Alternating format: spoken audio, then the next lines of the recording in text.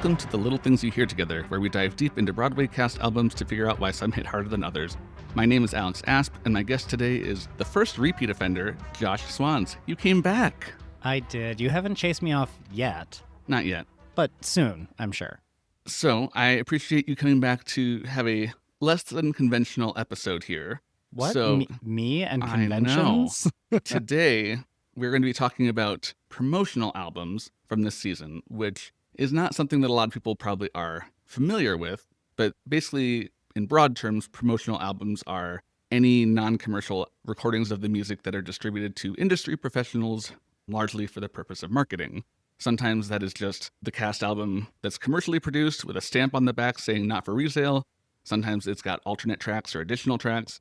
And sometimes it's completely separate from that. It's like, I think the ones we're talking about today are largely soundboard recordings, where they're just recording what comes through the sound system in the theater. So it's a live performance that they just cut and splice together into an album for investors, marketers, DJs, stuff like that. This also makes me think of, or it reminds me of, similar to what they will do in the film industry when they have an Oscar nomination or they're trying to get an Oscar nomination and they send out promotional copies of the different movies in order to say, hey, if you don't want to go to the actual theater and see this, or especially before the days of streaming, they would send all of those out. It's the same kind of vibe. If you know, someone who's listening isn't as familiar with the theater system.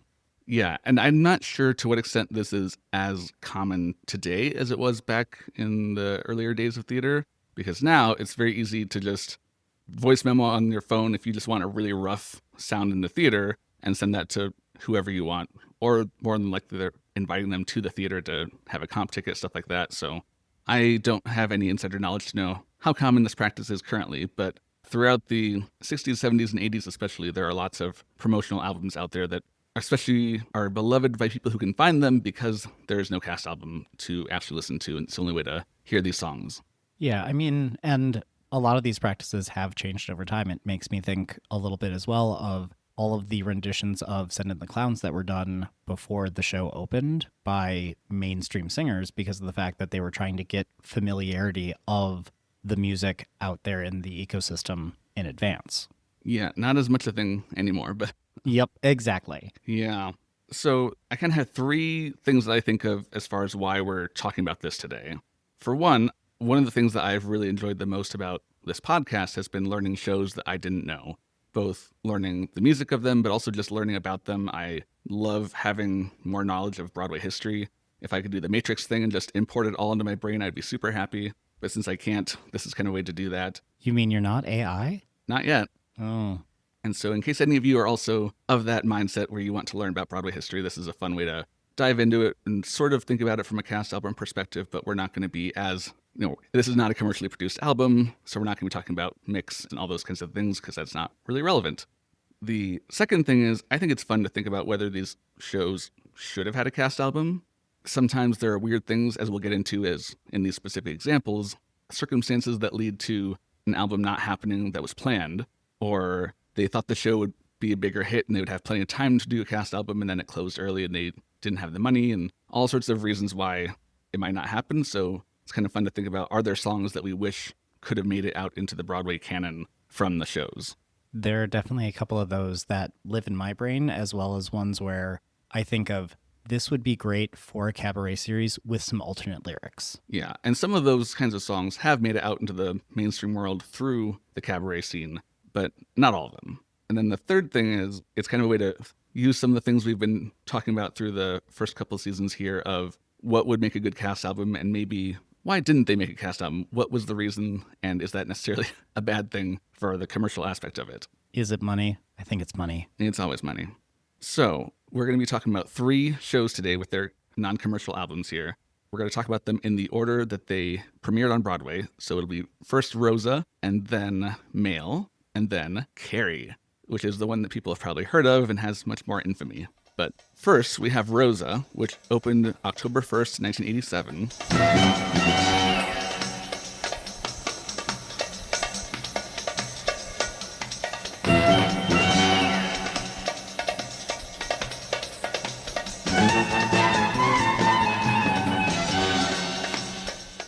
12 performances at the Royale Theatre, now the Bernard B. Jacobs. So this is interesting because it is a musical by Hal Prince, who is mostly known for all of the huge, amazing hits he had. And he actually had 3 shows on Broadway this season. One of them was Phantom, which was from the UK, so he didn't have to do a whole lot with that. One was Cabaret, which was a restaging of the original production, so we didn't have a lot to do with that. So the only true, real, original Broadway Hal Prince production of the season is Roza. And he did such a good job producing it that everyone remembers it today. Exactly. The music is by Gilbert Bécaud, who's a French singer, composer, no other Broadway credits. Lyrics and book by Julian Moore, who wrote the lyrics for Irma la Douce and the Mooney Shapiro Songbook, those classic hit shows that everybody knows and loves. But I believe the composer later went on to work with Neil Diamond and co-wrote some stuff for him, if memory serves as well. Oh, yeah, that could very well be. That seems like kind of vibe for Neil Diamond. And it is based on a 1975 French novel, The Life Before Us by Romain Gary. The show stars Georgia Brown, who has a long history on Broadway. She was the original Nancy in Oliver. She was a replacement in Side by Side by Sondheim, which I love. So she's definitely been around and has been established. She's someone that I recognized her voice from, not her time on Broadway, but actually because she played Worf's mom in 2 episodes of Next Generation back in the late 80s, early 90s. So she went from this show into the Star Trek universe? Yes, but before she was there, she also had 2 episodes in Murder, She Wrote, one of which involved a killer ventriloquist. As they all are, I'm sure. Mm-hmm. No, I'm not. They are very creepy. I still love you. You are very talented, but still creepy, and please don't kill me. Yes. The other star of the show is Bob Gunton, who started off with a lot of roles on Broadway before he kind of made it bigger in TV and films later, but he is probably most known for being the original Juan Perón in Evita. He was also the Sweeney Todd in the Teeny Todd production that would come out 2 years after Roza. That's what I think of him first as, but he's done a lot of things on theater and on the screen.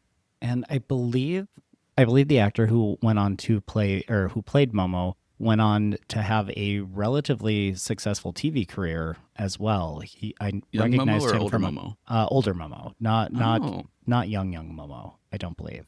Okay, an older Momo is Alex Paez. Yes, who did not have any other Broadway credits, but I really like his voice. Yeah, I believe he had one TV appearance where he was a singer, but he did like a lot of the kind of playing a cop for miscellaneous New York show.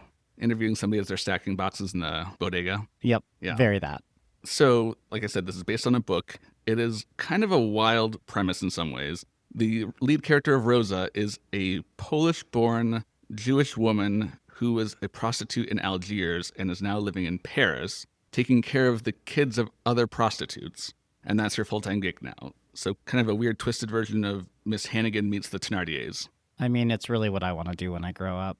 Yeah. Except for the whole Holocaust part. Let's leave that out. Yeah, there's interesting things. You can find some videos from the Broadway production on YouTube. Not a full production, but one of them is of the one song, Bravo, Bravo. And it starts with her pulling out a picture of Adolf Hitler from under her mattress that she keeps, I guess, to remind herself of how that fucker's dead. But it's kind of weird. Ah, bravo, bravo. Excuse me if I happen to look back. But I fooled those sons of bitches. And so now who's wearing black? The book that this is based on has actually been adapted a number of times. The most recently, I think, was a Netflix series done in 2020. Which I meant to watch before this, but I didn't have time. I watched part of it. I enjoyed what I saw. Okay, I'll still give it a try later then. So I have been trying somewhat inconsistently this season to look at the reviews for the shows that we're covering. And we're going to talk about the reviews for all 3 of these shows today because Frank Rich had some beautiful zingers to pull out. How many performances did this one have again? 12. Okay. I just want to make sure that we have that in the context of the review when we get it. So the opening of the review for Roza is, the new musical at the Royale overflows with so much gooey humanity that it's easy to leave the theater feeling like W.C. Fields on a misanthropic day. One's first impulse is to find and kick a very small dog. I'm looking at your very small dog, and please don't kick her. I would never. Iris is a good girl. So it did not start well. Basically, a lot of his review was talking about how the show is so gooey, caramelly, talking about how she's got kids under her care from all nationalities, all religions, all races, and they can all live happily and harmoniously. And at least for Frank Rich, it did not ring genuine. For me, again, I have not seen this actual performance. I'm piecing together stuff from the album, and I'm going to start by saying I really enjoy this album. I think that the music is great. I'm not a fan of some of the lyrics. There's, in specific, a lyric in, I think, the first number where they try and rhyme with sophisticate as a person, and it pulls me out immediately. Babes are great for a girl with a bourgeois mate. For a former sophisticate, it's the end of the line. Full-grown men, I would rockabye way back when. How I wish I had them again in this cradle of mine. But I was able to pull in a lot of like what the vibe or the intent of the show was, and there are moments in the text of the songs where they talk about the fact that, yes, we are all kind of living together, but that's mostly in the song that I think is called A Muslim and a Jew in the second act. And that's very brief. And there's one other spot. Yeah. And in both of those, like, it's passing where it's not this huge heavy-handed thing, which leads me to believe that this is a lot bigger problem in the book as opposed to the music and the lyrics. Yeah, overall, I was very impressed. I was surprised that I was impressed by a lot of the music. It has a feeling of just craft. Like, it is well crafted to be not random, not formulaic, but it is, okay, I'm using all these pieces of composing that I know, and I am using them to construct this score in a way that is often thrilling and keeps you guessing and keeps you interested and engaged. And I think a lot of times the lyrics work very well with the music. There are definitely some cringy ones in there, but not as many as I would think for a show that did this poorly. Yeah, I will say also the music sets the world so well. You can tell what the era is. You can tell that this is in part of France, and it feels very much like this is just what you will hear on the street, and it's not. This is a grand musical like Les Mis or like Phantom. Yeah, for sure. It feels a lot more diegetic, I would say. Yeah, I do think it does not start off on the best foot from the musical standpoint with the overture, where basically, as I said before, we have a lot of different parts of Roza's life in terms of geographic locations, ethnic traditions, and the beginning of the show is kind of trying to meld them all into one sound, and it just ends up very muddy. And you've got this beat that I think is supposed to be sort of reminiscent of Northern African music, but it's kind of reading more like it's trying to be like a samba kind of. It's very weird. Not work. The overture when it's trying too hard, it does not work. When it just kind of eases up and focuses on telling the story, it does a lot better. Yes, I will very much agree.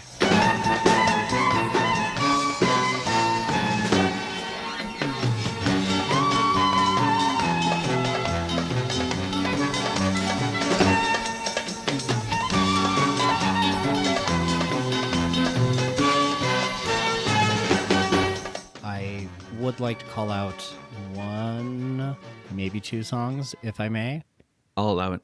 Perfect. Don't Make Me Laugh in the second act, I feel is a better version of You're the Top. It's the same vibe of like two people in this case as opposed to three in Anything Goes. No. Depends on which version. Fine. It's two people who are going back and forth about like basically it's a much more fun version of that. Yeah. And it's not trying to do this list song type thing, and so it feels so much more because organic. The things they're saying are actually character based. Yeah. And before we get too far into anything else, I think for context of what we might be discussing, one of the issues, I don't think it's a central issue of the show from what I can tell in the music, but Bob Gunton plays what we would basically call today likely a transgender woman. This is the late 80s, obviously, so the language is not the same vernacular that we have now. But it seems like she describes being Luis from Argentina became Lola. And from what we can gather, at least in what she's saying in the song, she is very happy living as a woman in Paris and has been taken in very kindly by Roza and the children. Yep. Look at the dregs in an old loving cup. Don't make me cry. So make me feel good. When I was a man, I'd have made love to you. When I was a woman, you would. When I was a man, when I was a woman, I could have been your better half. Now I'm not a man. Now I'm not a woman. Don't make me laugh. And actually, I brought the songs up in reverse because the other one I was going to mention is different, which is her first song in the first act, where she kind of talks about, or where you first get the exposure to the fact that she is different from the others and how her life has gone from being this little boy to now being the daughter that her parents didn't know they had. I think is very touching and very forward for the time period and highlights the fact that trans folks have always been there. Yeah. It's not, hey, we're transing your kids. Nope, it's always a thing. It's always been there. And the character in question, before they were Madame Lola, they were a prize fighter and a boxer. Yeah. So like it's all types of people. But I wanted roses, no broken noses, different. Boxing could not cure me, just one thing for me, different. Papa, your daughter Lola knows just where she's going at last. Yeah, and definitely for the 80s, this is a lot more respectfully done than I would have predicted, and I'm very happy for that. Mm-hmm.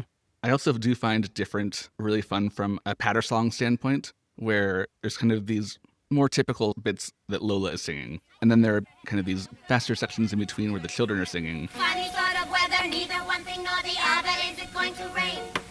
Did you hear a rumor that the bloody landlord may put up the rent again?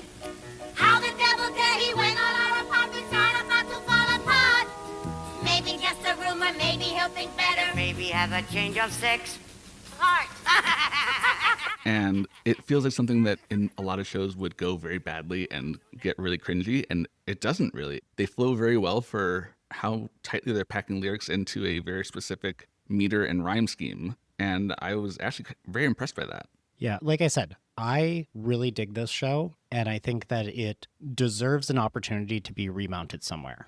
Yeah, that'd be fun to see, especially with, well, maybe better singers. I'm not sure if that would aid the storytelling or take away from it in some respects. But one thing that I will say is, as a rule, I do not love children in my musicals, and this show reinforces that. I am glad that you said that first because I didn't want to be the one, but I very much agree with that. The young Momo is not a good voice. And they give him trickier melodies to sing, and he doesn't have the same skill level. And it's like, they set him up to fail. Yes. He first appears in the first main song, singing opposite of Rosa, or I should say interjecting with Rosa. Not really singing, but just kind of commentating on things as they're going past.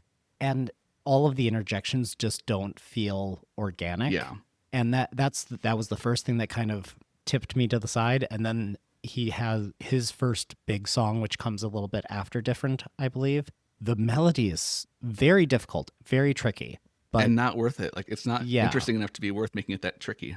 And especially for a singer of their skill at that time in their career. Yeah. I don't know what they've done since. I'm sure that they have a lovely voice and that they have like grown up to do great things.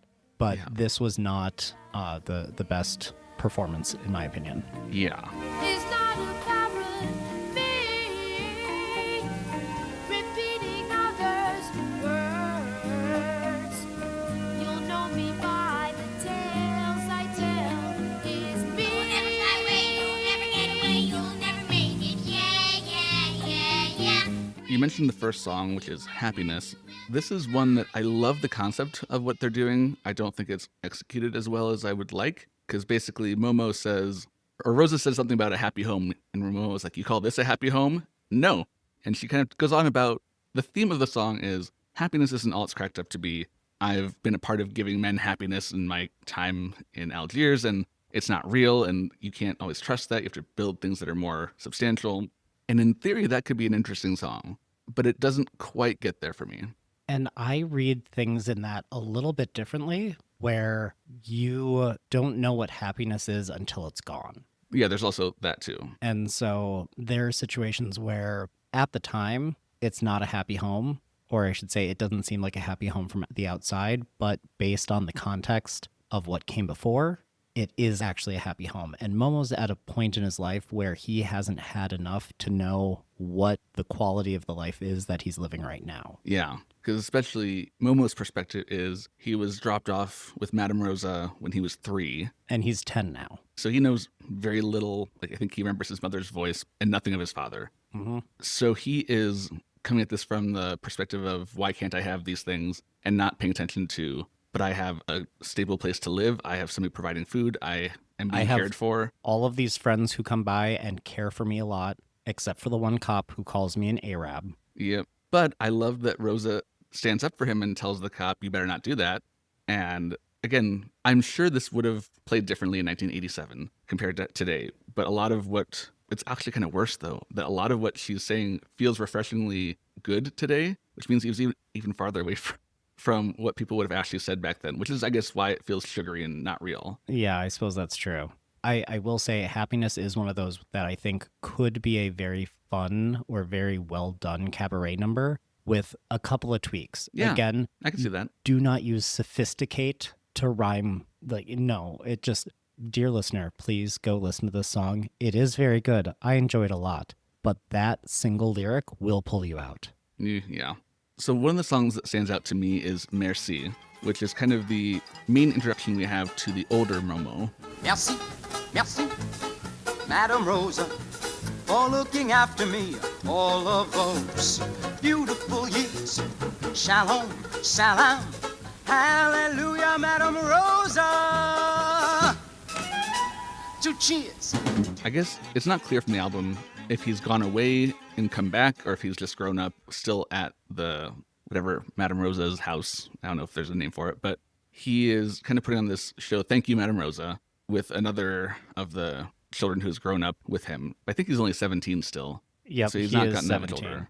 But it's really fun. It's high energy, but it's got a lot of...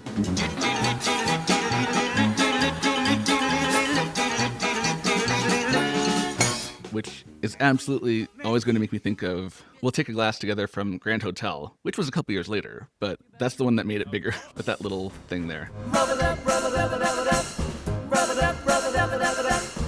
So, do you know where the act break is? Because for me, and I could be wrong here, this feels like the Act 2 opener, and at one point in time, there's a lyric that just says, I'm 4 years older now, and it feels very much like this is a wink and a nod to the audience saying, hey, there's been a time jump, it's fine.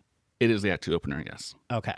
Which, that means that the closer of Act 1 is Moon Like a Silver Window. Which I don't mind. I didn't mind. It's a weird vibe because terribly. Act 1, though. Yeah. But, oh well. Moon like a silver window. Promise me tonight. Oh, you will show me somewhere I can shine as bright. So, overall, I'm not a huge fan of Georgia Brown's voice. It's very well based in the character, but it's a little bit grating. And she and Bob Gunton are singing in the same octave, and sometimes it can be a little tricky to tell them apart because neither of their accents are completely spot on, which is understandable for Rosa because she's having a mixed accent of several different parts of her identity, growing up to some degree, at least in Poland, the Jewish influences, the living in France for a very long time. So it makes sense that her accent would be a little bit weird because she's combining several accents from her life. I never really had a huge difficulty telling them apart, but I think that's partly because I knew her voice before. Yeah. And for all that I know about Bob Gunton, I don't know him from cast albums very well because he's done a lot of things that didn't have albums, like the Swedish Hot Revival or Replacements where he's not on the cast album, things like that. So I didn't have a good primer for either of them. That's fair. And I will agree, George's voice isn't necessarily for everybody. I think that it does work potentially for this show, but I think if they did have a revival, having a different singer would be a way that would probably bring a lot more people in fairly quickly. And I think that there might be some opportunity to change some of those saccharine moments and do a little bit of rewrite here or there. Maybe like another show that we'll talk about. This would be a really good encore show. Yeah. Because it sounds like the book is probably the bigger problem. So just bring back the music. Yeah. And again, you can rewrite bits of the book, make that better. Yeah, and for encores, they usually will abridge the book somewhat, so Yeah. perfect. Before we move on, Tony nominations, it got none. Not too Aw. shocking, but I'm shocked. I know. With those 12 performances? I know, right? So I think this is one of the earlier musicals to premiere in this season. So it kind of had a strange tone setting moment. But there's definitely a lot of good stuff here that I do wish it had an album, a better produced album, to have some of these live on a little bit more. Agreed. Again, I will plug this show for anyone. Please go watch it, or I should say, please go listen to it. Also, read the book or the translation, because I believe it's originally in French. But read whichever version you can get. Watch one of the adaptations that's happened. Listen to the show. I enjoy it quite a bit.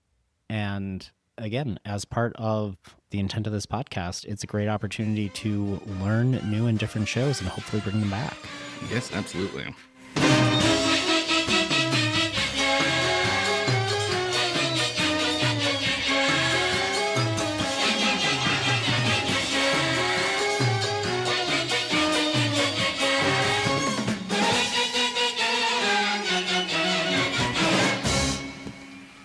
And now we're going to move on to your favoriteest of all shows, Mail. Oh, I thought it was the Cats movie. Okay, you're a bitch.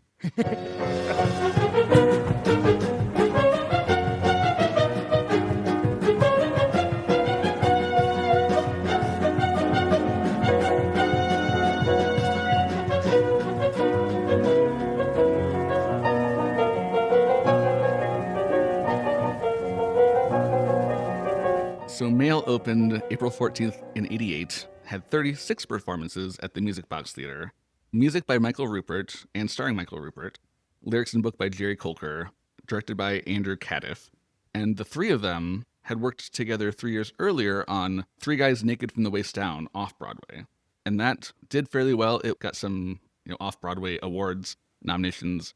So it made sense for them to work together again here. But, oh boy. I will say, as someone who lives near Broadway in Minneapolis, it's a great show. So an interesting thing, a lot of people probably know Michael Rupert from a lot of the things he's done. Younger people probably know him from Legally Blonde as Professor Callahan. And a lot of the gays will know him as Marvin from March of the Falsettos, Falsetto Land, and then Falsettos on Broadway. It's official, I'm gay. That's what it took?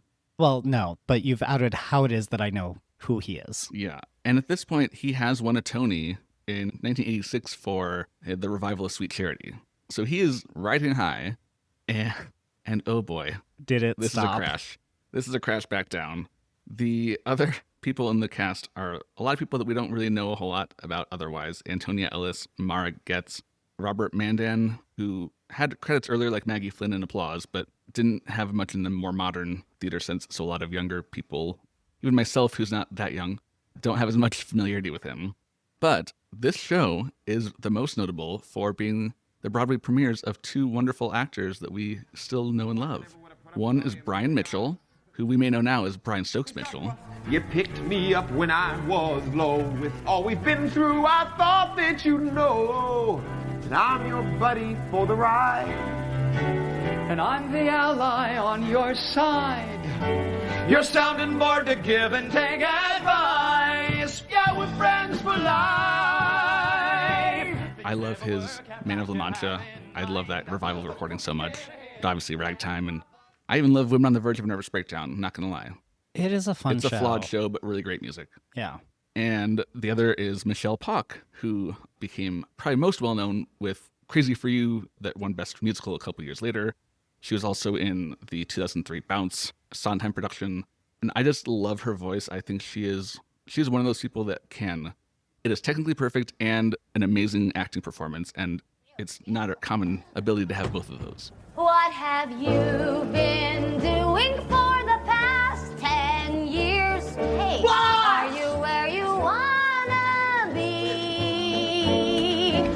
So it's fun that the two of them are in this show and then go on to do a lot better things than this show would. I would love to see like the next big Broadway show that they were in after this, what it read in their playbill for what they had just come off of. I mean, you can look on playbill.com and see it. Oh, that's fair. I'm not going to do that right now, though. The story is an interesting concept.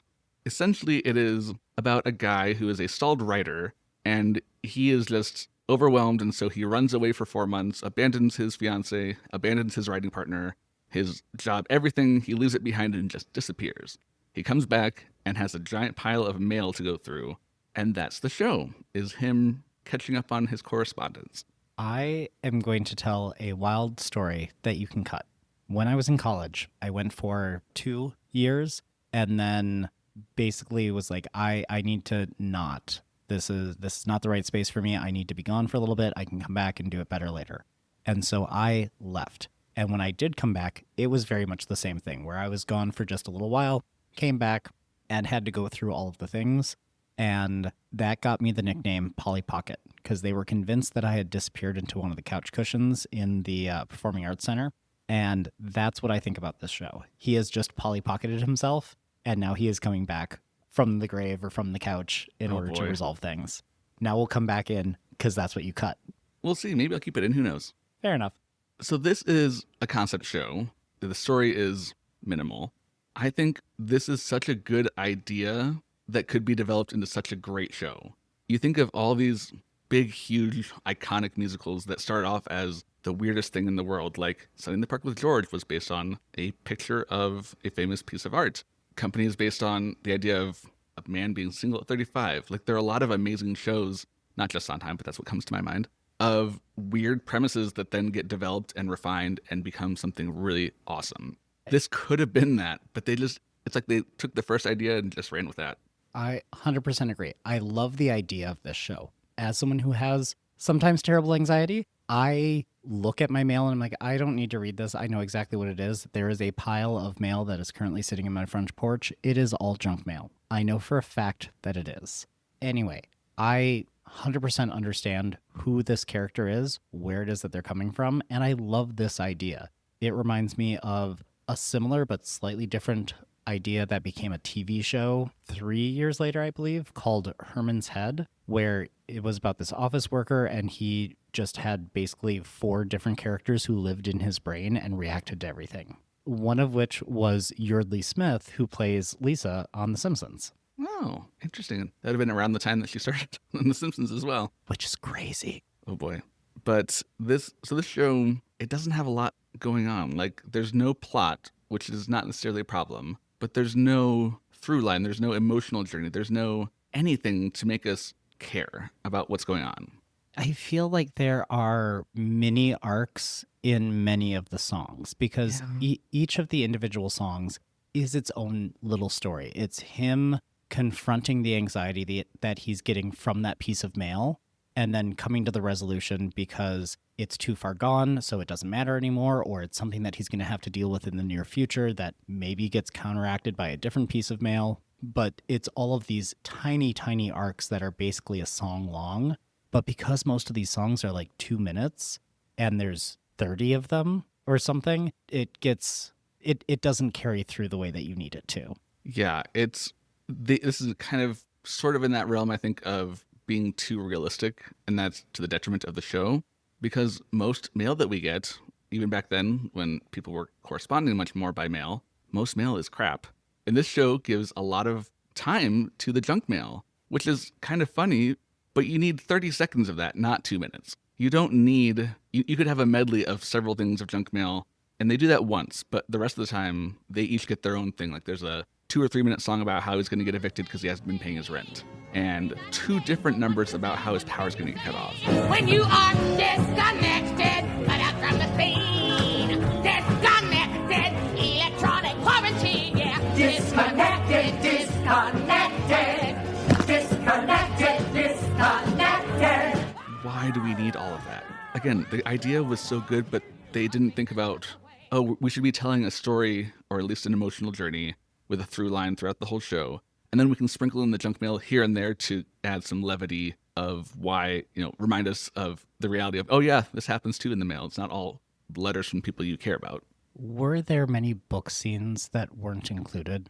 I would assume so, because the album that we have is short. It's like, yeah, it'd fit on a normal LP.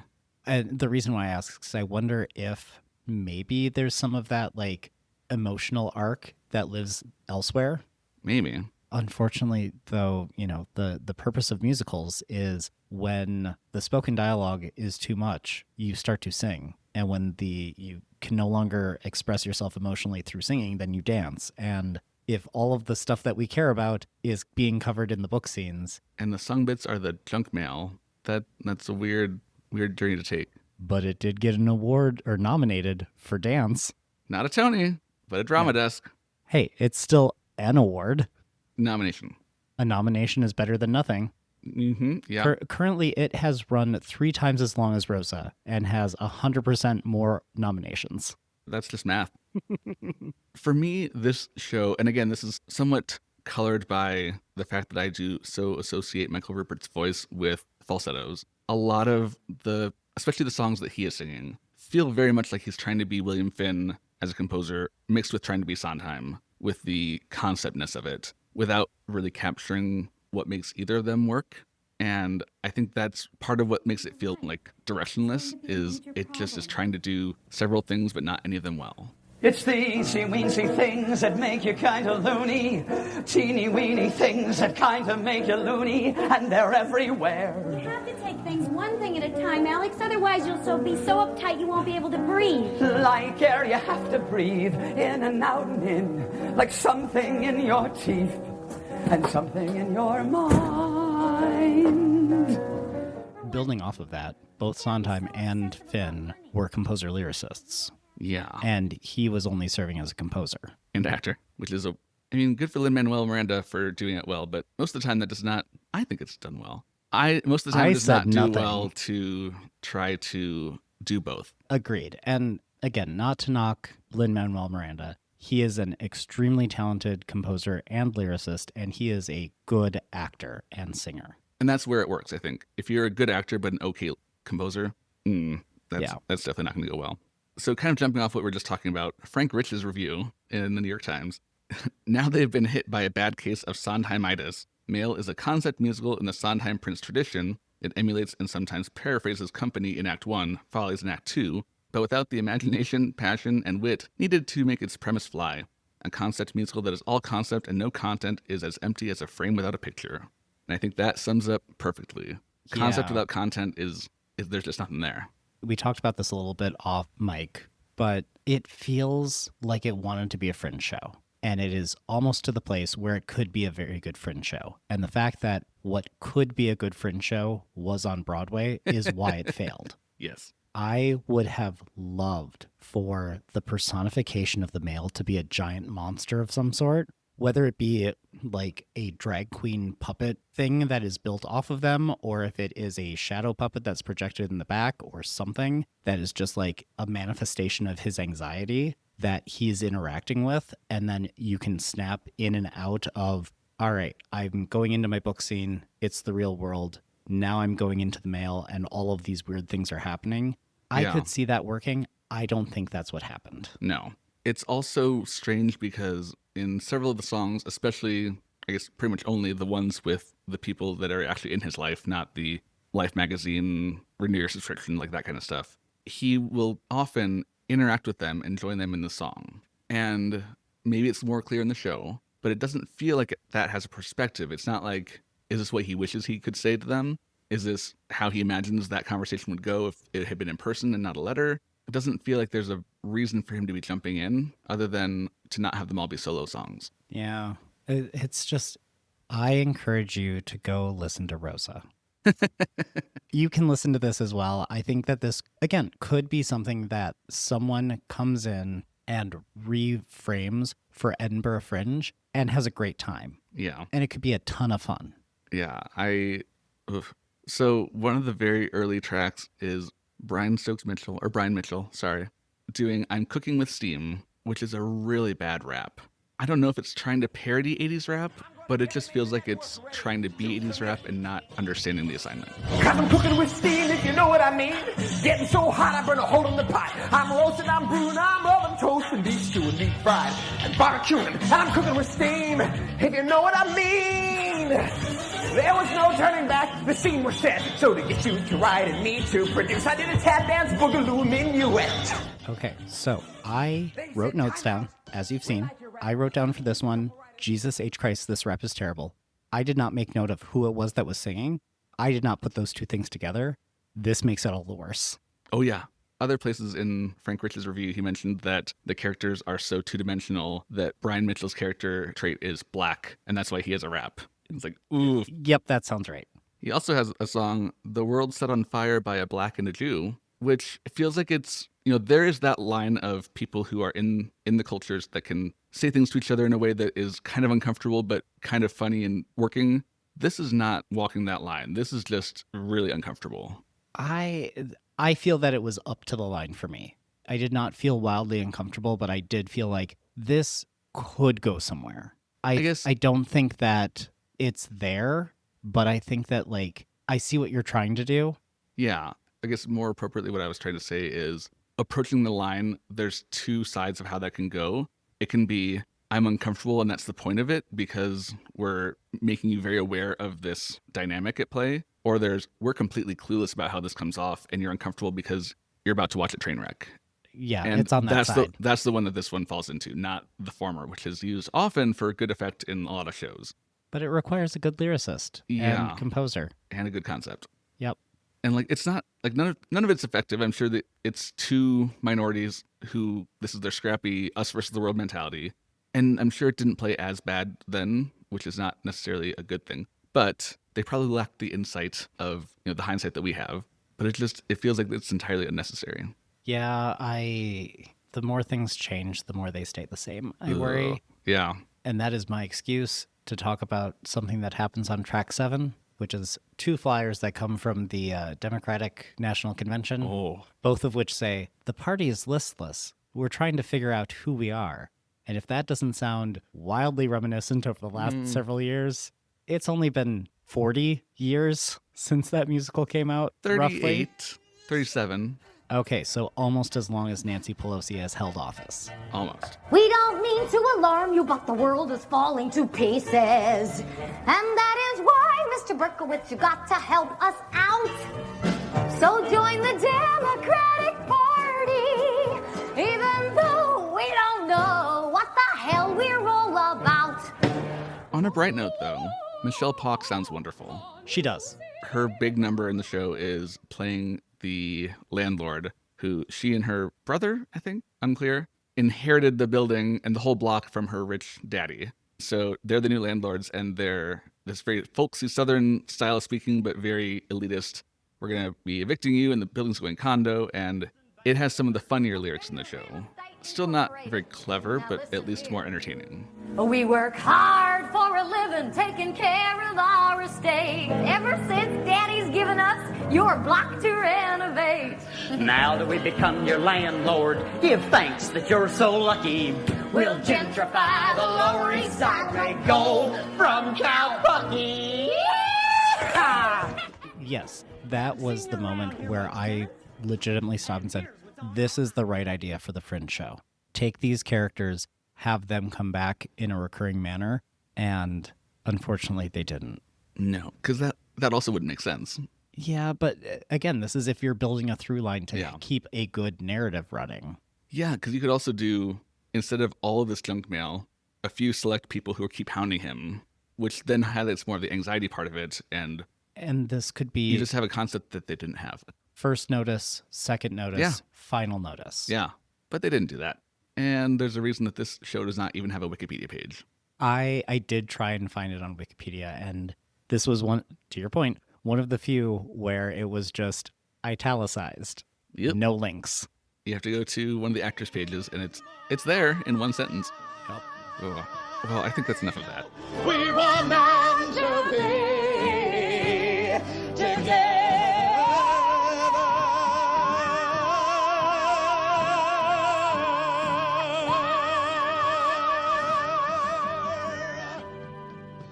So our last show is Carrie, the adaptation of the 1976 Stephen King novel.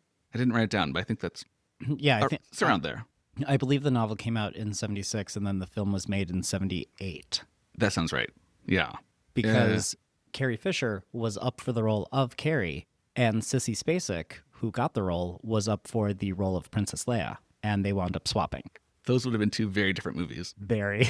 but I kind of want to see them. Yes. Just like, again, I want to see Carrie Fisher in Clue. I want to see her in everything. Also that. R.I.P. I love you so much. Yes.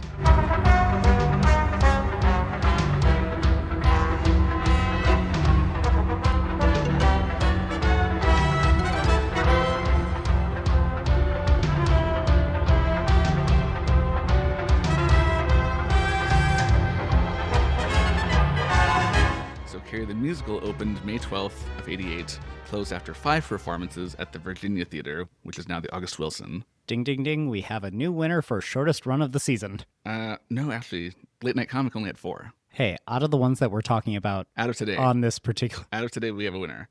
The music is by Michael Gore, who is more known for his movie and TV work, especially he wrote Fame, along with Gene Pitchford, who wrote the lyrics for this show as well. Michael Gore wrote the music for Here's Where I Stand from Camp, which I didn't know until today, as well as another song that I don't remember, not one of the more well-known songs from the movie.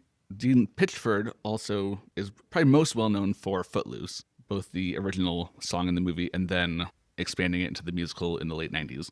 But he also wrote the lyrics for The Boy Next Door with Peter Allen, Oh, as a I did callback not to last realize season that. from The Boy Okay. from Oz.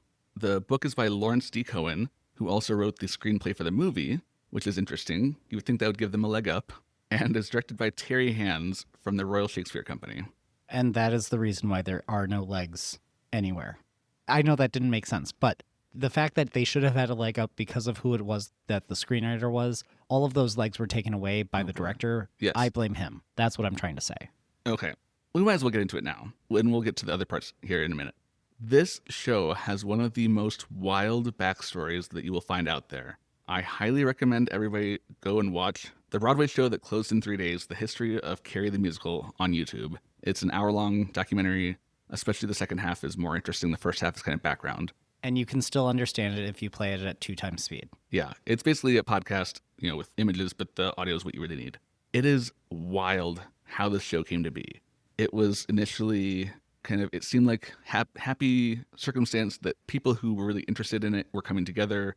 And Dean they were all Pitchford, very Michael Gore, talented. and they had a vision and they were excited to get working. And it was a tough sell because, Sweeney Todd was sort of a horror musical, but what they had in mind for Carrie had not been done on a Broadway stage to that level of a horror musical. And had there been many adaptations of movie, particularly like recent modern movie to musical adaptation? I would say yes. I don't know how quickly I would have to look at stuff to figure out exactly, Okay. but it definitely wasn't as common as it is now. Yeah, But I don't think that's it was where brand new. That's where my brain was. I'm like, this. It doesn't seem like a logical jump from one to the other. Right. So they had trouble finding a director because a lot of people said, I love this idea, but I don't have a vision for how to make your vision come alive. Like Mike Nichols was like, this is going to be a fantastic hit. I'm not going to do it. So they were kind of figuring out, like, what are we going to do? And Terry Hands was in New York bringing a couple of his Shakespearean plays over to Broadway. And somebody brought him in, and apparently he's a very smooth talker because he talked them into it. They're like, I don't know what just happened, because they had started off saying absolutely not and ended up saying yes. Oof. And that's also how they got how that director got one of the lead actresses Yep. into the musical. That's how he got Barbara Cook, Yep. and then later Betty Buckley. But it's just, the show is happening. There are just diverging interests and goals and priorities, and eventually it becomes kind of a combative relationship among the creatives and poor communication. And it ends up that Terry Hands creates this monstrosity that is nothing like what they had envisioned. The set is a giant white cube with panels that fold around, lots of mirrors. The costumes are sort of like ancient Greece, even though I think it's an apocryphal story, but allegedly an early producer said, think Greece, and they meant the musical, and he took it as ancient Greece. That seems like it couldn't have actually happened, but I love the story. To your point of all miscommunication, I'm like, nope, that sells it perfectly. Yeah. So by the time the creatives were allowed in to see what was happening, it was kind of too late to change a lot of things, because he had changed the set design that they'd all agreed on earlier. He had done all these things, and it was, the money's spent. This stuff is here. We can't fix it. And they're like, this is horrible. And it just kept getting worse and worse and worse. And dear friends, this is why you need to have a good project manager on everything. Yeah. Because they will track the budget. They will make sure that you have a correct understanding of what the deliverables are, when they're supposed to happen, and key check-ins so that you don't blow your wad too soon and you can always retract. Yep. I say that as someone who does this for a living. Yes. The weirder thing about this is not a single person involved in making this show had ever done a show on Broadway before. The songwriting team, never. The director, never. He may have done some West End stuff, but was primarily at the Shakespeare level, either at Royal Shakespeare or other similar companies in the UK. The producer that they ended up going with was a German guy, the one who brought Starlight Express to Germany, which is still running. I was going to say that it's still going. So nobody actually knows Broadway. Terry Hands decides that the show is going to run at the RSC in Stratford-upon-Avon and then transfer directly to Broadway. No American tryout, no workshop, nothing. No time spent in the West End like the other major musicals of the time. They were like trying to go for a Phantom, Les Mis, Cats vibe in riding the wave over from England. And I'm not sure if he just thought that the RSC would have the same buzz as the West End or whatever, but it seems like he was just delusional about a lot of things. He had no idea what an American high school was. How could he? But he didn't ask anybody. He just made his own version. Hello, fellow youths. Yes, exactly. So the show opens in Stratford-upon-Avon with Barbara Cook as Margaret, Carrie's mother. She's almost decapitated through the things going awry, quits the project, and then it comes to New York. And just to kind of finish out this part of the story, it opened, it had one of the biggest divides in audience reactions where half the crowd was booing angrily and half was cheering. It became this big sensation, but it was half people who hated it and half people who loved it. It was Rocky Horror. Yeah. But the real clincher to all of this is that the producer was a crooked guy. He apparently didn't plan for any kind of financial hardship and didn't have a plan for how to run if it didn't immediately have success. Wait, was his name Bialystok or Bloom? I'm not sure. One of them, though. And the show opened, had terrible reviews. Everything was bad. And he literally went to rehearsal, tried to rally the troops, said, we're going to do this. We're going to make the cast album. Dean Pitchford was in the studio trying to get things ready for the cast album. And then he literally do this huge media blitz where some people hate me, some people love me, but they you got to come here and find out. They had a plan that actually probably would have worked. But instead, he literally left the meeting with the actors that was saying how great this is, went directly to the airport, and was never seen again. He pulled all of his money out of the accounts and left them with nothing, so they had no choice but to close. This had legs. Yes, it's a train wreck of a musical, but it had more legs than it got because he just swindled them out of everything. And that's why there's no cast album, because they were totally planning to do one, but you can't materialize money out of nothing, despite how much we would like to. It's just, the whole thing is bizarre. And I worry, what if all my engines split? I worry, what can I possibly do? Fit in, track, right on track, what goes to that? So, backstory aside now, the show on Broadway starred Lindsay Hatley, who was British. The show also had a half British, half American cast, which exactly is interesting. 50-50. Exactly. So Lindsay Hatley is young, not a lot of experience. This is her only Broadway credit. I don't think she did a whole lot else after this. I think she was pretty scarred from how bad this experience was. She accepted the role on her 17th birthday. And then had this huge shitstorm happen to her. I would not respond well either. So she played Carrie. Betty Buckley played her mother, Margaret, after Barbara Cook backed out of the project, who they originally had in mind, but she said, no. And what's crazy is she was in the movie as the guidance counselor, or gym teacher, not guidance counselor. And she is good friends with, I think, Dean Pitchford? I believe or Michael that's Gore. correct. She's good friends with one of them. They were in Pippin together. And she is the best part of this show. Absolutely. Her voice is ridiculous. She brings the stern craziness to Margaret that you need. She is a good creepy mom. Yes. Father Almighty, she's only a child, but the woman is waking inside her. She will be lost if her passion runs wild, so I can't let her stumble and fall. And, she was already well established at this point. She had won a Tony for Cats. She had 1776 Drood. She had plenty of big credits, so she was kind of the big name for the draw in the show. Then we have Sally Ann Triplett, who was on another show on Broadway eventually, The Last Ship in 2014, but mostly as a West End performer because she's British. So she was the young Sally in Follies in 87 the year before. Oh, I did not realize that. Yeah. So she's done lots of different stuff in the UK. And she played Sue. Am I crazy? Am I getting too upset? I'd never dream of asking, but you've never failed me yet. Do me a favor. Chris was played by Charlotte d'Amboise, who didn't have a whole lot of credits before this, but would go on to do more and become more well-known. So in case you're not familiar with the story of Carrie, it is basically a very troubled, very sheltered teenage girl who gets bullied and eventually loses her cool and kills everybody. Because at the time, Stephen King had read some newspaper articles about how teenage girls would get telekinetic powers when they got their first period. Naturally. And that's what happens in the book. She gets her first period while she's at school after a gym class. They're all in the showers. She has no idea what's happening because her mother did not prepare her for this. All of the other girls tease her and make fun of her because it's high school, not High school saying, in the 80s. Not saying that it's right, just saying that's what happens or happened.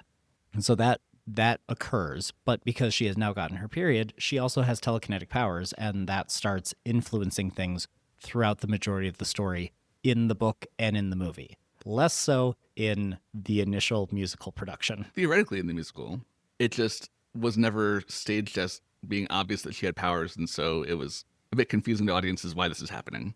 Yeah. And there are a lot of things that really work well for the movie and for a book where you can build suspense in a way that you just can't in a theater where you're at the back of the stage, back of the auditorium, you can't see a bucket of blood hanging above the character because the climax of the book and the movie is they rig the votes to make Carrie prom queen so that she gets up on stage and they dump a bucket of pig's blood on her.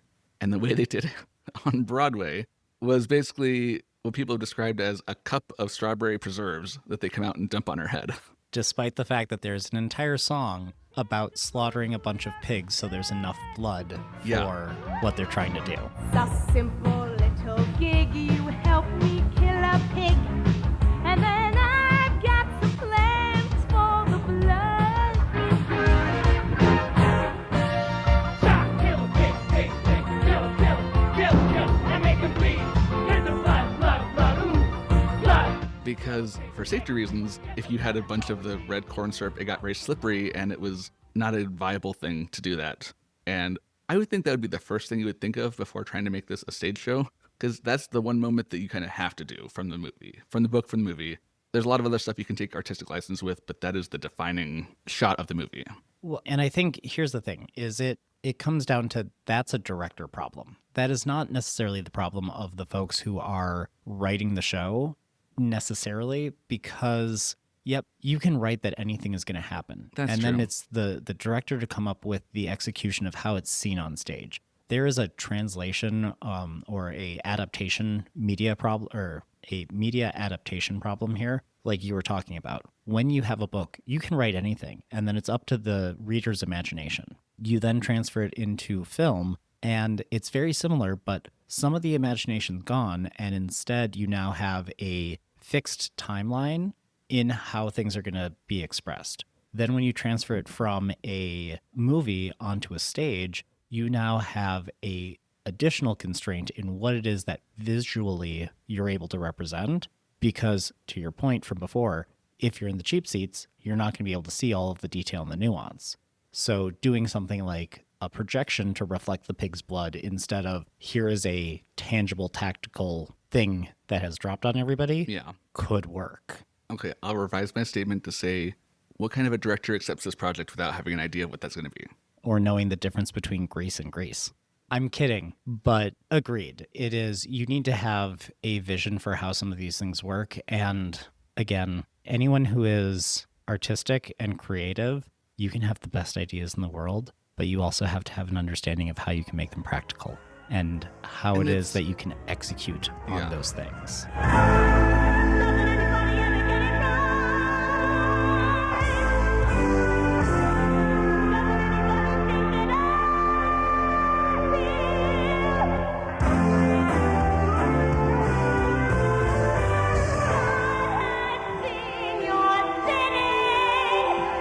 the end of the day, the reasons that they initially said absolutely not to Terry Hands were correct. He was a Shakespeare director. He'd never done musical theater. He had never done anything as wild as this. He wasn't like an overly imaginative Shakespeare director, like reinventing.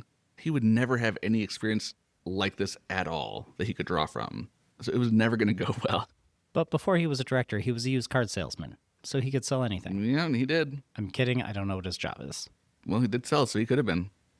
So Frank Rich opens his review of this season with, "Those who have the time and money to waste on only one Anglo-American musical wreck on Broadway this year might well choose Carrie, the new Royal Shakespeare Company co-production at the Virginia Theater. If Chess slides to its final scene as solemnly and pompously as the Titanic, then Carrie explodes with fireworks like the Hindenburg." Oof. But ironically, the exploding fireworks is so underwhelming because there's limitations to what you can actually do on a stage, because you can't have tons of pyrotechnics for safety reasons. You can't have a lot of things for practicality reasons. Hey, I mean, for Martin Garrett, they set the stage on fire. That wasn't on Broadway, though. True. It was just down the street at the Guthrie. Perfect. The final scene, so there is a bootleg of this that you can watch online, both of the RSC production with Barbara Cook and Broadway with Betty Buckley. At the end, for the destruction scene in the movie, it's very dramatic because she's doing all these things, making things fly across the stage and like pin people up against the bleachers and making things fall on them, and there's tons of stuff happening. And there are these great cinematic shots that are done from Dutch angles and other things to like convey what it is that you as a viewer are supposed to see. This, as a musical, does not have that. No. Carrie rises up, she's lifted up, there's lasers coming out from behind her, and then people are just kind of moving. There's no obvious indication that it's telekinesis that's making things move, because it's the actors that are moving, and it's just incredibly underwhelming.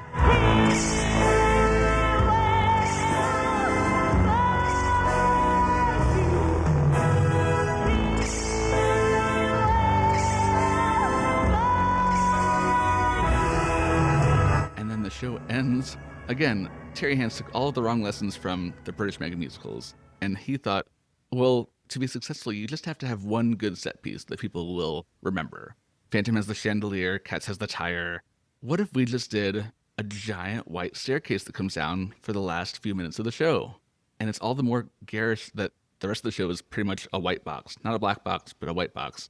And then all of a sudden we have this random staircase for when Carrie and her mom die at the end. The more we've been talking about this, the more I wish that this was a Cadillac that they just got in and drove off like Grease. Mm-hmm. It really should be. What's also interesting about this as an album here is this is pretty much the entire show. This includes I don't know if it's all the book scenes, but it's at least most of them. Which had been cut down from what was originally written. Terry, or I should say the director, had gone through and said, we're going to cut this. And as a result, you don't have the Les Mis proper... doesn't have book scenes, so nothing's set up. It's just jarring, shifting from song to song. It's so weird. But, yeah. It is... This album, I would like you to go and listen to the cast album for Roza. And I also do recommend that you listen to this. It is not necessarily my favorite. I recommend listening to this and then listening to the 2012 Off-Broadway revisal, which is honestly pretty great. It's really fun. Is it the best thing out there? Absolutely not. But it is, when you realize where it came from with this original Broadway production, it is light years better. And this is one of the things that came out of the documentary that you mentioned at the top of the show here, or at the top of the segment, is that the director for that revisal had seen the original production. Yeah. And it's something that lived in the back of his brain until he had seen a different news story, and he really thought, I need to retell this story in this new context. And that's something that I think, again, to your credit, Alex, bringing these types of shows and these types of promotional albums where people have never seen them before into a spot where people have an opportunity is great. And to all of you who are listening who do make theater, you are going to influence so many people who come to see your shows, and they are going to carry that with them into the future. And in ways you could never predict. It is entirely possible that 24 years later, I think it was, someone is going to say, I saw that show. It has lived with me for the last 20 years. I need to do it. And it is in part because of you. So continue to make the weird art, continue to do the things, because you don't know who you're inspiring. Yeah. Or if you want the short version, go watch the episode of Riverdale where they do Carrie the Musical. As far as the show and this album itself, I mean, Betty Buckley is giving it to us. That voice is ridiculous. The pacing of this show is, I think, the biggest problem. It jumps really quickly from thing to thing and then spends way too much time on a thing. So you're like very fits and starts, not a purposeful arc. And if you don't know what the actual plot of Carrie is, you're not going to get it necessarily from this. Yeah, you might get enough to sort of get by, but not enough to appreciate what's really happening. You're going to know that there is a girl who's getting bullied. She's getting bullied by her friends. She has a super religious mom. She has a guidance counselor who is basically the counterforce against the mom. And means well, but kind of makes things worse. As most as most adults do, unfortunately. And then, the bullies, some of them try to change, but not really. And then... At least one of them does. Yeah. And then after that, their big prank, if you will, somehow results in a bunch of people dying. That's what you can kind of get from the show. You know nothing about what the actual motivations are. You know nothing about the supernatural components. And it's very odd. Yes. One of the things that's difficult with this show or difficult with the concept of putting together the show and pacing it correctly, is the balance between Carrie's home life and her school life, because they don't really ever intersect. You have Carrie and her mother, and then you have Carrie at school with the bullies and all the people that are making her life miserable. So you want to give enough weight to both of those that it doesn't feel like one is an afterthought. But as a result, a lot of the stuff that they give to Margaret, her mother, lasts way too long. Pretty much it feels like just for the point of having Betty Buckley have more time on stage. Like Open Your Heart is a great song for a minute, and then it just repeats 2 more times, and it didn't need to be that long. Yeah. Lord, take me gently and lead me to your pastures, to your hands I surrender, in the hope of love ever tender. But, I mean, I will also say, I think you've been feeding into it a little bit when you've said that Betty Buckley's the star of the show. The show's called Carrie. That's not Betty Buckley. Yeah? And that's where some of the problem comes in, is they're not focusing in on the humanity of your lead character and how it is that all of these outside factors are influencing her. Yeah. And I think even if you take the Betty Buckley of it out of it, I'm sure that's part of it, but also just part of we have to give this part of the storyline more time so that it feels balanced. But to your point there, that still has to be within the context of how it's affecting Carrie. Like most of Open Your Heart happens before Carrie gets home. Yep. Which is weird. Because then when she joins in on the repeat, there's nothing new. It's just her joining. It's like, this is okay. Versus a couple songs later, And Eve Was Weak.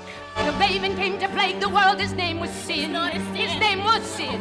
His name was Sin. And lust was how the sin began. The sin was man. Don't understand. Well, understand. The sin was man. God has seen your sinning, just beginning. Hooray for your salvation from damnation. I think that is one of the better well-done songs in the show, where, yes, Margaret is repeating herself, basically talking about how any kind of attraction or sexual desire is the reason that everything's wrong in the world, and she didn't tell Carrie about menstruation because she thought that that would make her not have her period and therefore not be impure, and it's real messy. Sex education, folks. Yeah. It's important. Basically what is in Ohio. And I grew up in Ohio, in case anybody's wondering. But the song really works well because she is repeating these very strict religious talking points while Carrie is pleading with her, why didn't you tell me that this was going to happen to me? You could have saved me so much embarrassment and humiliation and pain by telling me that this was going to be the case. And her mom is not listening. And it makes sense that Margaret is repeating herself because she is just so stuck in that. And the music is building and building. And that's what more of the show should have been. That juxtaposition of why it matters to Carrie's perspective what her mother is, not just for the sake of her mother existing in the story on her own. Yeah. And a tangent that I'll say with that is the fact that if you're trying to do like a 50% is home life, 50% is school life, you also have to consider the fact that the only other person in her home life is her mother, whereas at the school, you've got the guidance counselor, the gym teacher, all of the other kids who also are going through their own kind of internal dilemma. And by trying to balance those two things, there is so much more weight on the only person who's in half of those scenes. Which is conceptually understandable, but the way to do that correctly is to have the more limited time with the mother be so much more impactful and memorable. And that's where having a huge star in that role can really help you to cut down their stage time a bit, but it makes you're kind of honing what they do have into being so perfectly used in the story to do exactly what it needs. Carrie, you are the love I was betrayed for, my pride and my shame. Carrie,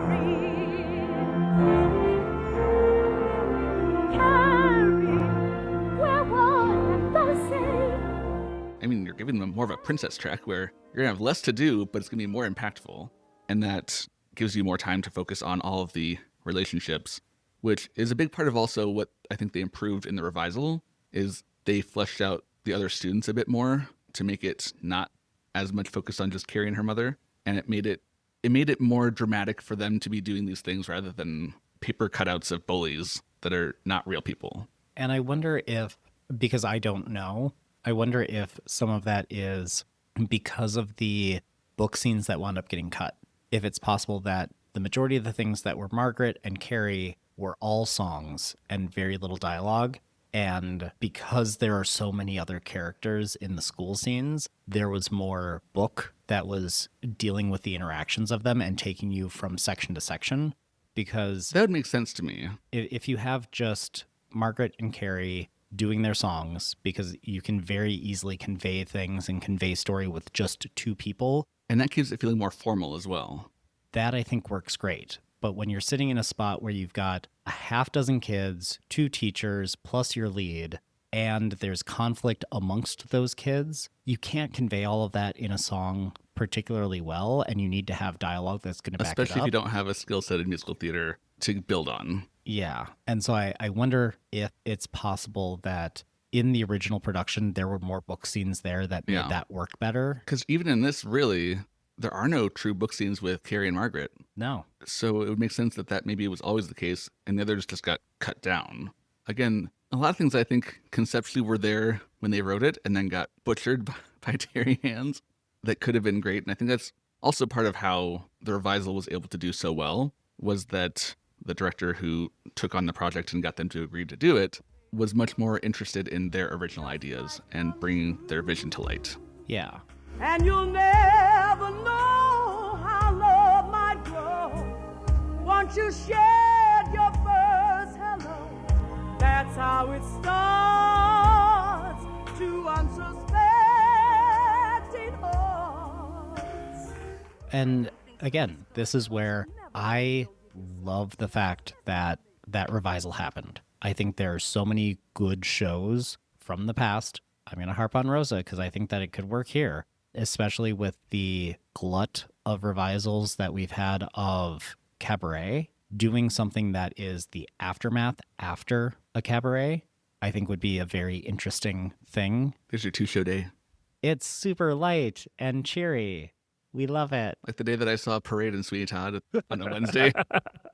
I mean, that's the perfect Wednesday. It's a hump day. Yeah. But no, like I think doing those kind of revisals where you're updating something that had worked well, but had good ideas. Could have worked well. But because of a slew of unfortunate events, resulted in one main event called Cherry Hands. Yeah. Resulted in a substandard show that other people still saw that there was a opportunity behind, and giving people the opportunity or the chance to make changes to try and not necessarily correct, to change and adapt for the time.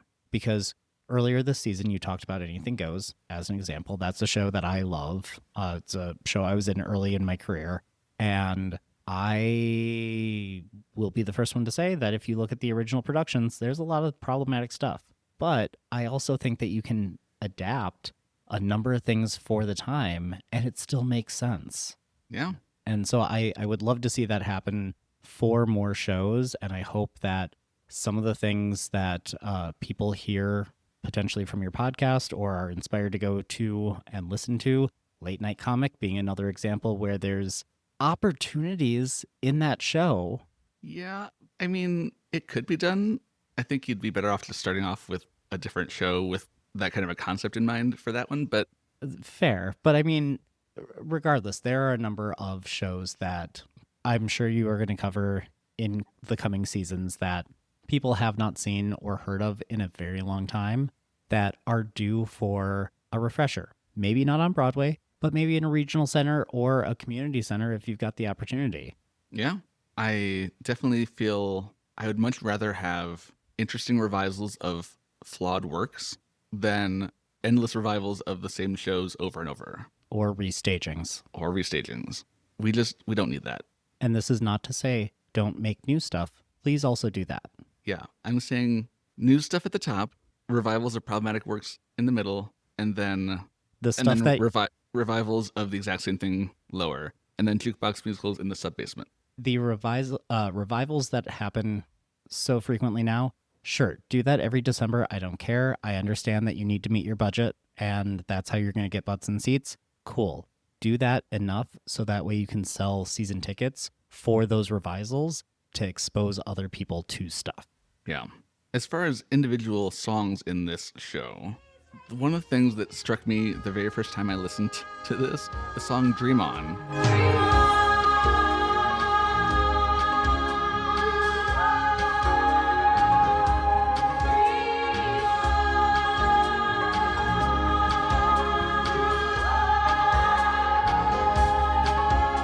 The chorus is very sparse. It's basically them just saying Dream On, and then there's instrumental stuff. It is absolutely Starlight Express from Starlight Express. Starlight Express, you must confess, are you real? Yes or no? Starlight Express, answer me yes.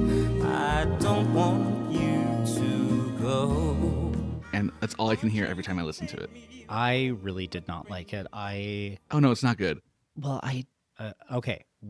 Again, such an interesting concept for a song, and then so messy in execution. Oh, I wasn't going to say that. Well, I did. Good for you. I was going to say we talked some smack about some of the child singers earlier. I'm going to talk about the singers on Dream On. I did not like the performances in that track in particular. I would say most of the teens in this show are also not giving. Yes. In other stuff, they did well. Sally Ann Tipton is very talented. Yes. She is very talented in other things that she's done, but there were a lot of things in here where I'm like, this, maybe it's an aesthetic thing of the time period. I also think that there's some amount of that. The orchestrations for this particular show, they are very 80s. I say this as someone who was alive in the 80s. But they're very 80s in a different way than Chess is.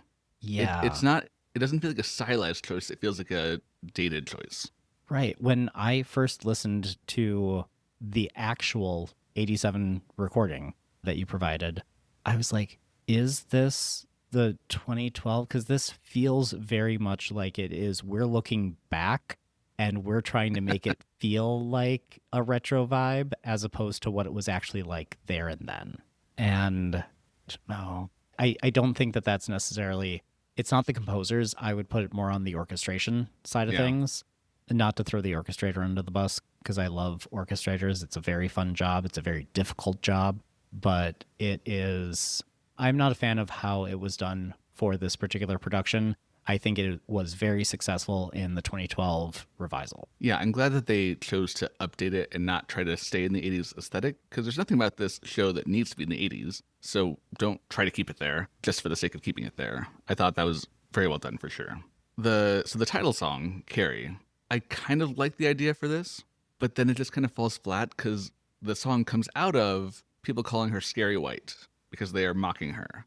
But a lot of the lyrics of the song are like, why don't they know what my name is? And it's like, no, they know what your name is. They're saying it wrong on purpose to be mean. Do you not get that? Like, it just feels weird. She doesn't know what her period is. Well, there's that too.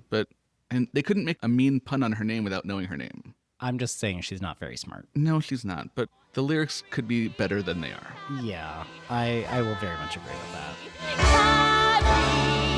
I am the sound of distant thunder, the color of flame. I'm Carrie.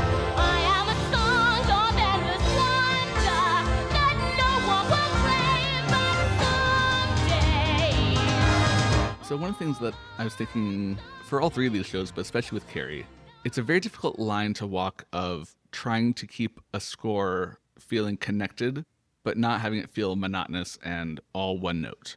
So to some degree, having large variations in the sound of different songs can be very positive, but there has to be something that makes them feel like they're all part of the same story, part of the same production.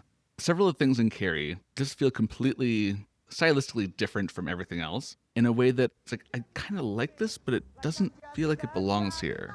Like, Don't Waste the Moon. See, boys like you never think of someone else. Me, that's not true. I'm just trying to help. So baby, don't waste the moon. Now that the night is out. Oh, don't, baby, don't waste the moon and the stars. That's really catchy, but it feels like it's from an entirely different kind of show because we haven't set up this musical theme of the teens versus Carrie. We haven't set that up at all. It's just the one number that's like this in this kind of more teeny bop 60s-esque type of vibe.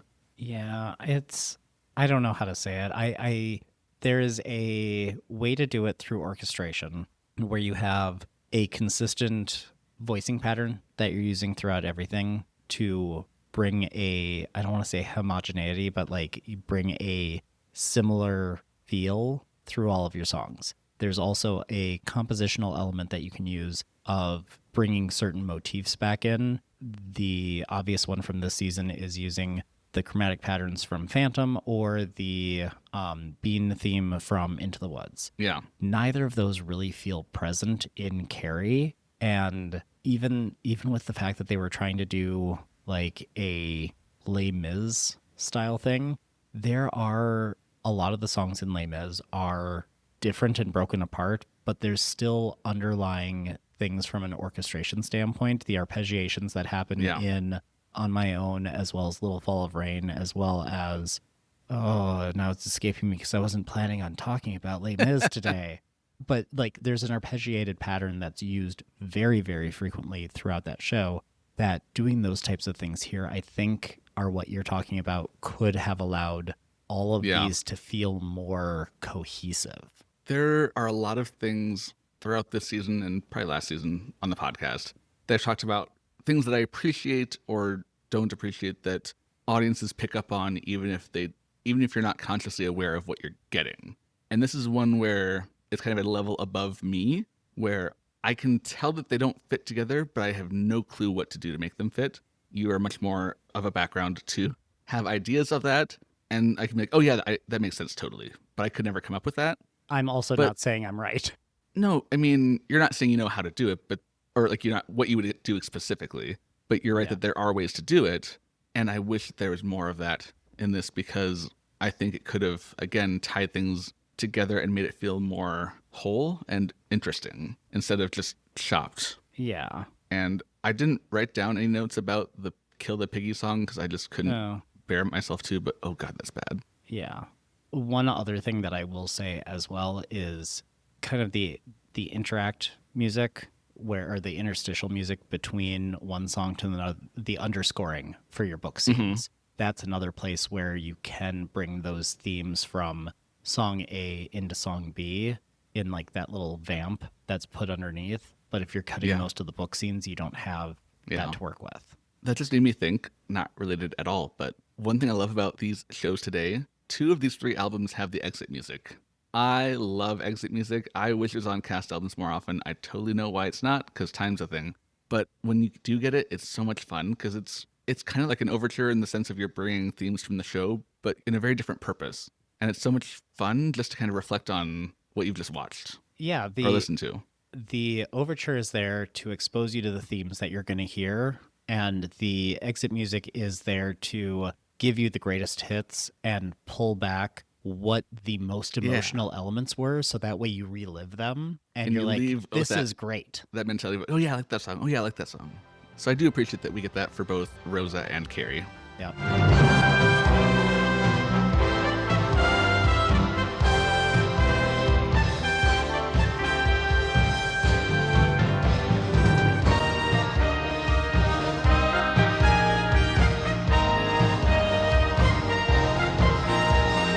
Interesting to note that all three of these shows are just one-word titles. I'm not saying that that's what doomed them, because Cabaret's not on this list here, but it also did not have a cast album. That's fair.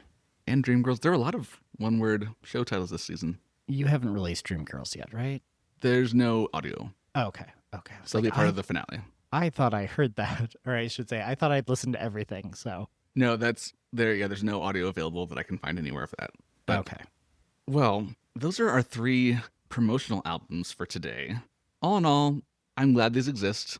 I've said before, and I will stick to it, that if I had my way, every production on Broadway would have a cast album, and a lot of things that are not on Broadway would have a cast album.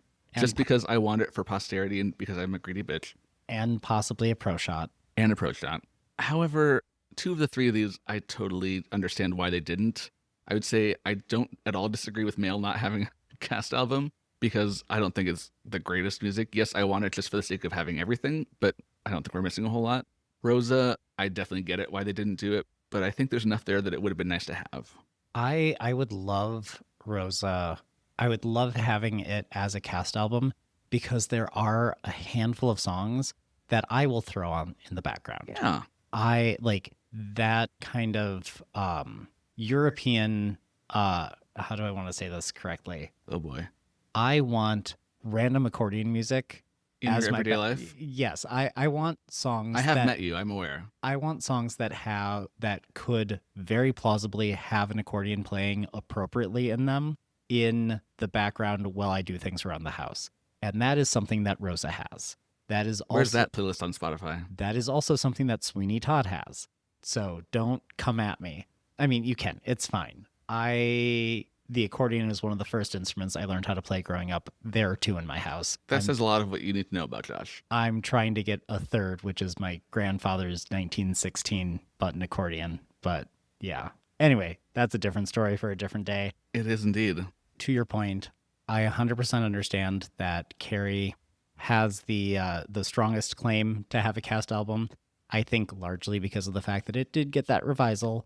And after that revisal, I will be entirely honest, I heard the same 2 people come to do the same songs from Carrie to a couple of cabaret series or a couple of open mics for months. They were very good. They were very, very good singers, but that is how I know Carrie best. I would love for those same folks to have a chance to take a crack at stuff from Roza, or even a comedy duo to do the landlord thing from Mail. Like there are still some fun songs in these that you would have an opportunity to do as a cabaret series, as a weird audition number that would make you stand out and that you would be able to deliver on great. There's stuff that you would be able to find in here, if for no other reason than a selfish one for yourself. Look at it from those purposes, but also let them stick in the back of your brain, explore, find some way to do it in the future. Because again, especially if you're in the creative space, having more influences to help you find your own voice is always better. 100%. Yeah, is it bad if I admit that I first learned about the Carrie musical through Riverdale? I don't think so. I think you are one of many people who first learned about it there. Which is kind of bizarre that they did it at all. I should go back and watch that episode. I haven't seen it since I first saw it a very long time ago. I have never seen it, but I feel that there is if memory serves, there is a tradition of standalone musical episodes from TV shows around that time period. Yeah. There was the Grey's Anatomy one, there was the Buffy one, there was Riverdale, there was How I Met Your Mother, like Scrubs. Yep. And the other thing that I will say with this as well is that is a great, most recently there was the Star Trek one. There is a great tradition of Broadway and theater actors who do great musical work, who get cast in good shows. We really need the Gilded Age to just do a musical episode. They've got all the Broadway talent there. They do. Come on, give it to us. Also, you can cut this as well. I can cut anything I want. I'm aware. That's true. I'm just trying to make it easy for you to cut. There is a phrase that I heard years ago. I don't remember who said it, but it went, you do movies to get famous, you do TV to get rich, you do theater to get good.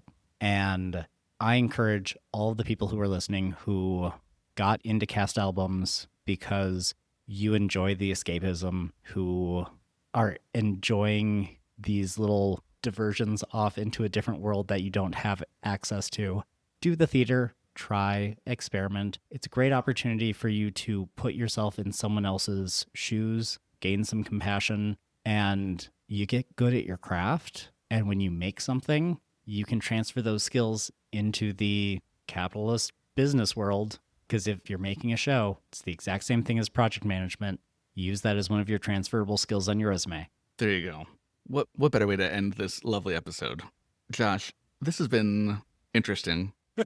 I've had fun. I hope people listening had fun. This is a very unconventional episode of the podcast, but I'm glad that we dove into these. I am glad that I know these shows that I didn't really know before, as there have been many this season.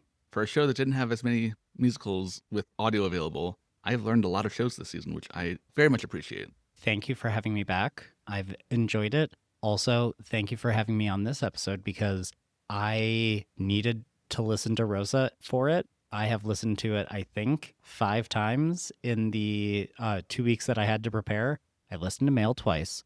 That's enough. And I will probably listen to it again. Again, this is my ringing endorsement. Not the best audio quality, not a show for everybody, but I do strongly recommend it. And I love what you're doing here in giving an opportunity for folks to find out about different shows that they might not be able to find otherwise. I paid him to say that. Yep, I got a beer. Well, thank you so much for being here. If people want to stay up on what you're doing, how would you like them to do so? I do drag in addition to my day job, and usually that's where I'm on social media. So you can find me on Blue Sky at Ovary Analytica or on Instagram at ovary.analytica. Excellent. You can follow the podcast on Instagram at Little Things You Hear Together. Email me things you are interested in, things you've liked, suggestions you have. I am still very much open to continuing to modify the format of the podcast to meet what people are interested in hearing more about. So let me know what you think at littlethingsyouheartogether@gmail.com, or you can message me on Instagram, I guess. Please subscribe to the podcast. We're getting near the end of this season, and then there will be a little bit of a break as I prepare for a bigger season next. So make sure to subscribe so that you'll be aware when we come back. If you can leave a rating and a review wherever you listen to your podcast, that's very helpful so that more people can learn about the podcast and enjoy it. And the next episode will be bootleg audio that's available for Cabaret and Teddy and Alice. So these are not even promoted as promotional albums, but we do have access to the audio, so we're going to go through it anyway. Until then, enjoy Roza, Carrie, and maybe even Mail.